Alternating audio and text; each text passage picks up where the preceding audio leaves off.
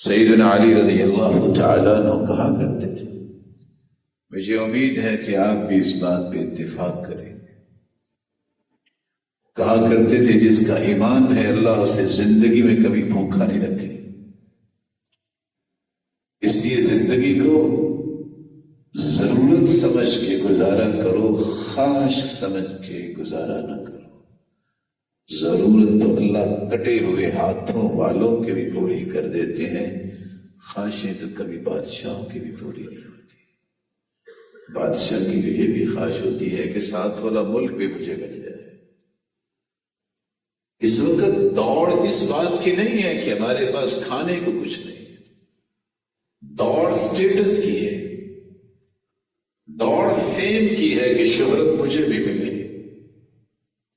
موت کے منہ میں ہاتھ ڈالنے کے لیے انسان تیار ہوتا ہے کہ میرا بھی سٹیٹس فلاں جیسا ہونا چاہیے، میری بھی فیم اس طرح کی ہونی چاہیے۔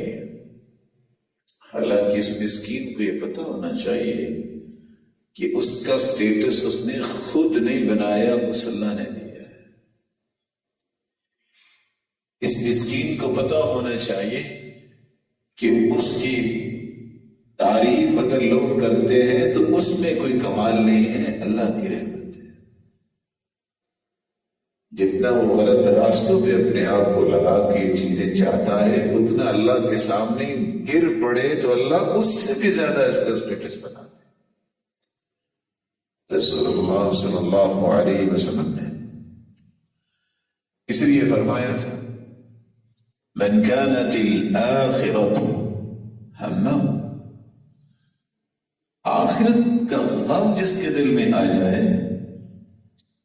جمع اللہ له شملہ، اللہ سے کام کو مرتب منظم بنا دیتے،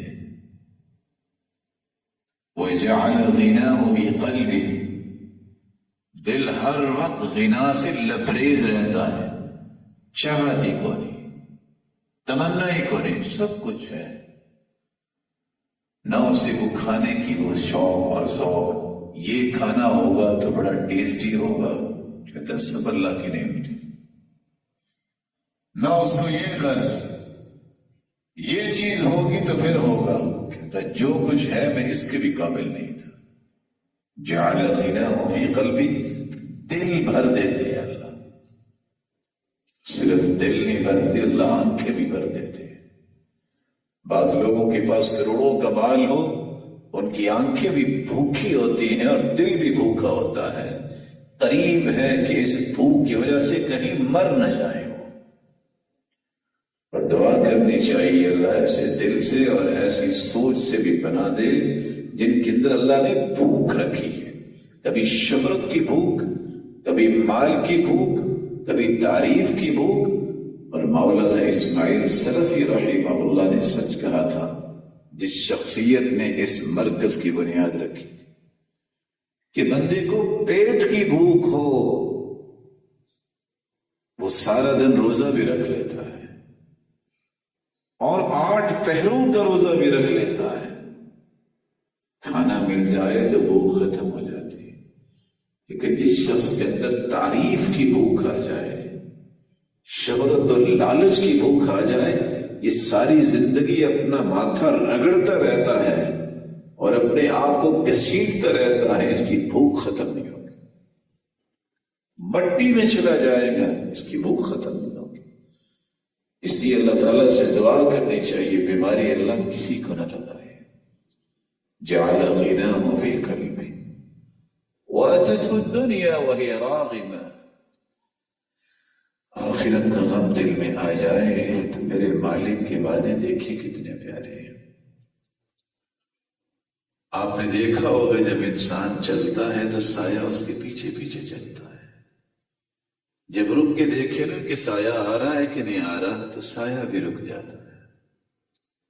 چلتے جاؤ دین کے لیے، جتنا تیز دوڑو گے دنیا بھی تیزی کے ساتھ آپ کی طرف دوڑ کے آئے۔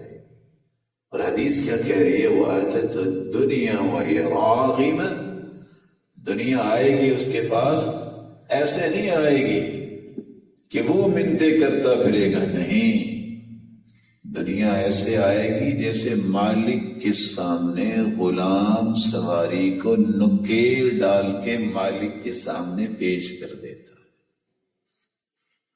اس کے لیے آخرت کا غم دل میں ہونا چاہیے.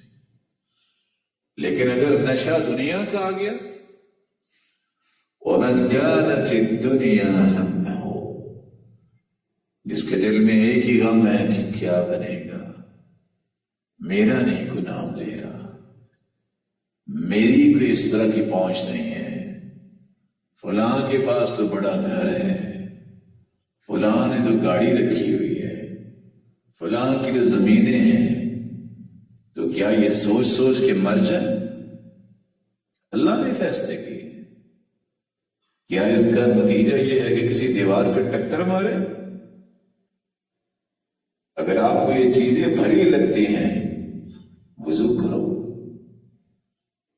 2 رکعتیں پڑھو، ہاتھ اٹھا کے کہہ دو میرے والد دینے والا تو ہے، مجھے بھی عطا کر دے. اللہ تمہیں وہ دیں گے جو تمہاری آنکھوں نے دیکھا نہیں ہوگا.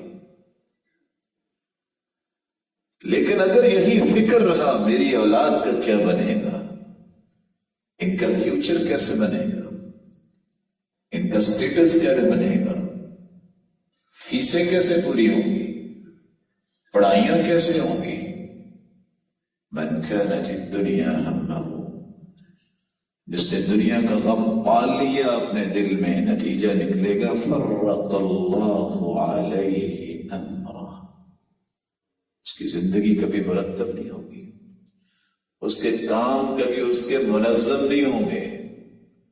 دن کو الگ نوکری، رات کو الگ نوکری، ڈبل شفٹ ہے، اوور ٹائم بھی لگ رہے ہیں، لیکن حالت کیا ہے؟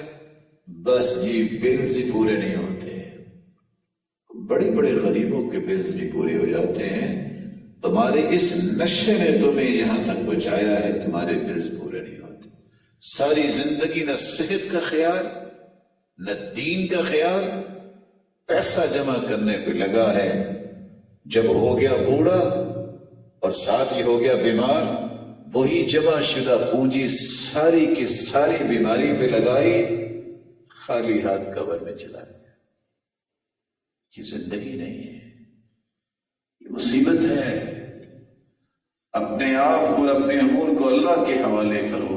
اللہ کی قسم آپ دیکھیے گا کہ آپ کی سوچ سے 1000 گنا تمہارا رب تمہیں عطا کرے گا جو تم نے کبھی سوچا ہی نہیں ہے. تمہارے حاشیے تخیلات میں بات کبھی آئی نہیں ہوتی. جس کا آخرت کا غم ہوتا ہے اس کے لیے انعامات.